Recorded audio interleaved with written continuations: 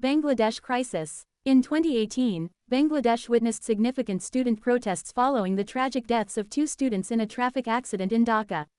The protests led by high school and college students demanded safer roads and stricter traffic laws. The movement rapidly gained momentum, highlighting issues of road safety and corruption within the transport sector. Initially, Prime Minister Sheikh Hasina's government expressed sympathy and promised improvements, but as the protests continued, the response became more severe, with reports of police using tear gas and rubber bullets to disperse demonstrators and allegations of attacks on students by ruling party activists. Student unrest persisted into 2019, with protests targeting the government's quota system for public sector jobs, which was seen as unfairly favoring certain groups. Although Hasina announced plans to abolish the system to appease the protesters, the government's subsequent actions, including arrests and harassment of student leaders, fueled further discontent.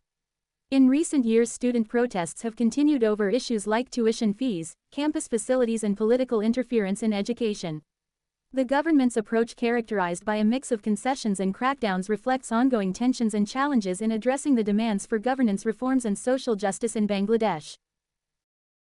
The COVID-19 pandemic brought new challenges to the student community and led to widespread dissatisfaction with the Bangladesh government's handling of education during the crisis. Students protested the abrupt shift to online classes, arguing that many did not have access to the necessary technology. The closure of educational institutions also delayed exams for graduations, causing frustration. In 2021, there were significant protests against increased tuition fees at several universities, which students argued were unjustified given the financial hardships brought by the pandemic. Digital activism became a prominent tool during these years, with students using social media platforms to organize and amplify their demands. In 2022, a series of high-profile cases of sexual harassment and assault on Dhaka University's Department of Mass Communication and Journalism sparked nationwide protests. Students demanded stricter actions against perpetrators and better campus security, with more robust mechanisms to support victims. These protests gained considerable attention and led to some administrative changes, including the establishment of committees to address sexual harassment complaints more effectively.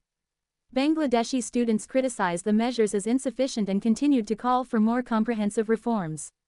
In 2023, students at Dhaka University protested against the lack of transparency and fairness in student union elections.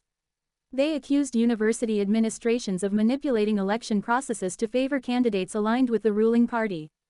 These protests often turned violent, with clashes between student groups and security forces. The Bangladesh government's response included a mix of dialogue and repression, with promises of electoral reforms that many students viewed skeptically. By 2024, the political landscape in Bangladesh had grown increasingly polarized, with student protests reflecting broader national issues. Protests demanding academic freedom and opposing government interference in universities became more frequent. Students also participated in broader anti-government protests, highlighting issues such as corruption and economic inequality and the erosion of democratic norms. The government's response remained heavy-handed, with reports of arrests and crackdowns on student leaders and increased surveillance on campuses. 2020 to 2024 student protests in Bangladesh have highlighted the persistent struggles for better education, democratic reforms, and social justice. Despite facing significant repression, students have continued to assert their rights and demand accountability from the government and university authorities. On February 11, 2024, students from Dhaka University's Department of Mass Communication and Journalism united to boycott a class and stand with a classmate who reported sexual harassment by a faculty member. Exactly 1 year ago, Fulpuri Khatun, then a first-year student residing in Deshratna Sheikh Hasina Hall at Islamic University in Kushtia, endured hours of torture by members of the ruling party's student wing. These accounts of brutality may pale in comparison to the tragic fate of Nusrat Rafi, a teenage student from Feni's Sanagazi, who was set ablaze by her madrasa principal after she refused to withdraw a sexual assault case against him in 2019. With 75% burn injuries, Nusrat died at Dhaka Medical College Hospital.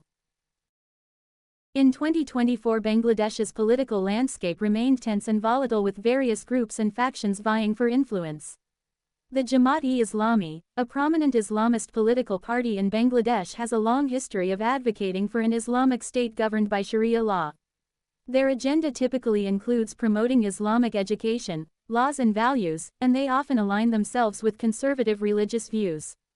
However, their role in the country's politics has been contentious, particularly due to their alleged involvement in war crimes during the 1971 Liberation War, leading to widespread opposition. As of 2024, student protests against the ruling government, led by Prime Minister Sheikh Hasina and her party, the Awami League, has intensified. These protests are fueled by various factors, including dissatisfaction with economic conditions, allegations of corruption, concerns over the erosion of democratic institutions, and human rights abuses.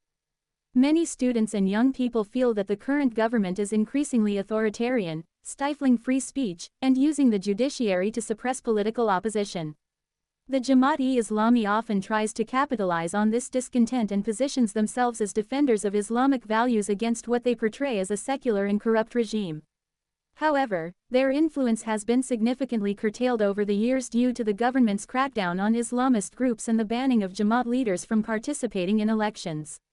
The dynamics between the Jamaat-e-Islami's Islamic agenda and the broader student protests against Sheikh Hasina's government are complex. While the two groups may share a common adversary in the Awami League, their ideologies and ultimate goals are quite different. The student protests are generally more secular and focused on democratic reforms, and Jamaat-e-Islami's agenda is rooted in establishing an Islamic state. The intersection of these movements could either lead to a broader coalition against the government or highlight the deep divisions within the opposition.